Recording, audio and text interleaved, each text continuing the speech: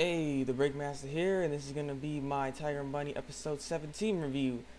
And let's just get into this. And it's just the show, man.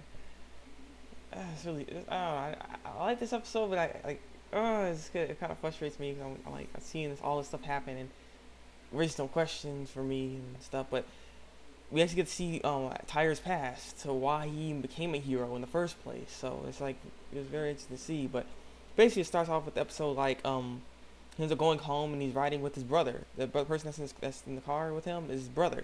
He ends up riding home to his mom's house. So he's going to his mom's house while he's talking to his brother, and he's just talking about how his car is all old and messed up and whatnot, and going to get a new car and whatever. And he's like, "This is old and vintage. It's the best thing ever," and crap. And his brother don't want to hear it. Tiger is actually the little brother compared to him. So yeah, that's his older brother. So he ended up seeing his mom and mommy Kotetsu. But we ended up seeing her, and she's all welcoming him home back and everything. And they all kept asking, is there something wrong? Is something wrong with you? Because he came back all unexpectedly, and he was wondering what was going on. And he just kept saying, no, it's all, nothing's wrong, nothing matters, it's all right, So he ends up checking around the house and seeing all this old stuff. It's like, brings back memories and everything like that. He ends up going into his daughter's room, and he's like, oh man.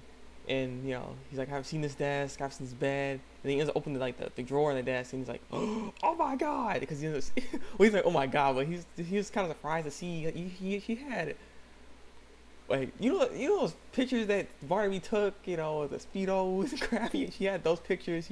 She had everything of Barnaby. It's just crazy, and it's like, it's just like, wow. And then she ends up coming home and ends up seeing him in her room. And it's not good. She got mad at him and then called him a pervert because for some reason he kept asking her to take a bath with her or sleep with her. It's just a little weird. I mean, I don't know. I find that a little strange. That's why she called him a pervert and then kicked him out her room, and he never said sorry and everything like that. So they're eating dinner, and it was a very awkward dinner when they're eating. And she ended up just leaving because she got done faster and stuff, and Kotetsu feels bad, and so he ends up trying to say sorry to her, and she don't buy it and whatnot. But then he's like, oh yeah, I got this autographed book of Barnaby and everything, and he works for Barnaby, so he can get an autograph anytime. And she's like, really? And he nearly gets slapped in the face with the door, and yeah, so she ends up just taking it from him, and then he's like, so you wanna go do? It was something weird again. I was like, come on, Kotetsu, come on, calm down now. Just talk to her. So and she's like, no, it's two different things. She's just 10 years old too, so I mean, she should start to develop at some point. You can't keep doing that, you can't. She's not a little kid.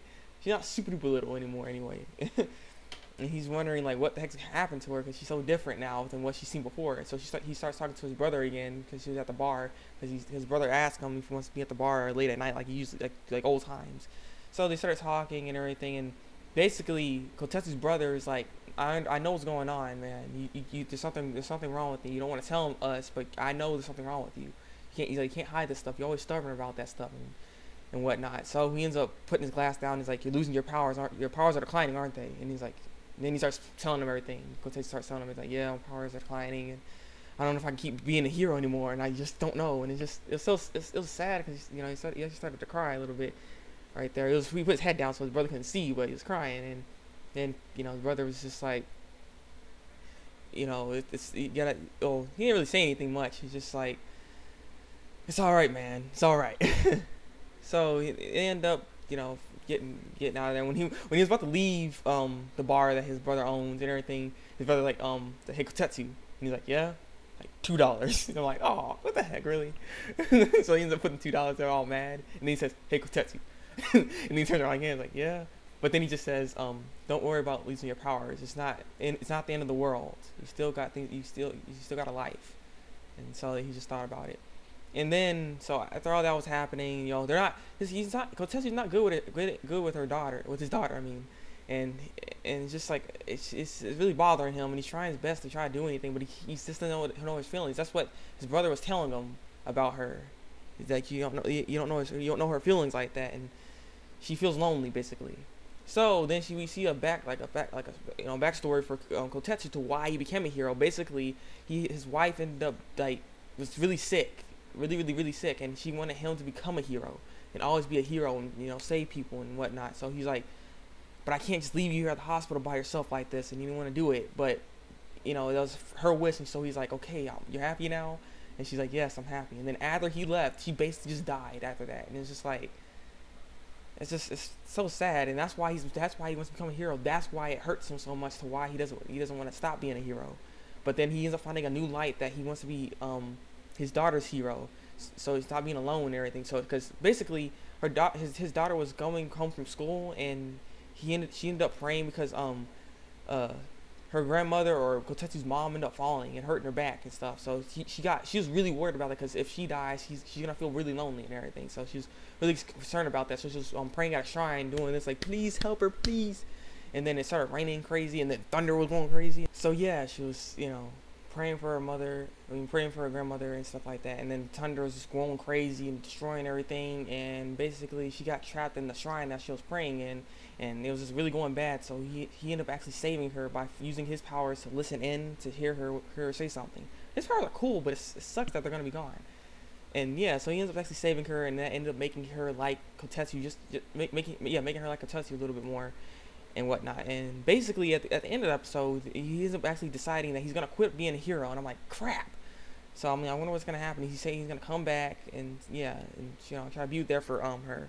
So with that, and at the end of the episode, for some reason, we end up seeing freaking Kotetsu's daughter have powers too. She seems like she has like flying abilities or something like that, and it's like, and that's why I'm wondering, like, why won't you just tell her you have powers then?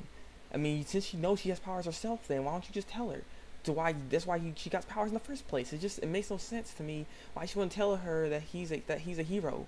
She would probably be ecstatic about that, and working with Barnaby too. I mean, come on, that's like double plus. Like, keep giving me autographs, give me exclusive stuff. She's gonna be asking about all that stuff. I mean, I don't know. That's just me, but basically, yeah. So he's gonna quit being a hero, and I'm just like, So if you've seen the episode, tell me what you think about this episode. It was tearjerker for me a little bit. It gets you to cry. And tell me, and if you haven't seen the episode, watch it, come back, and leave a comment. Right? Subscribe to my channel.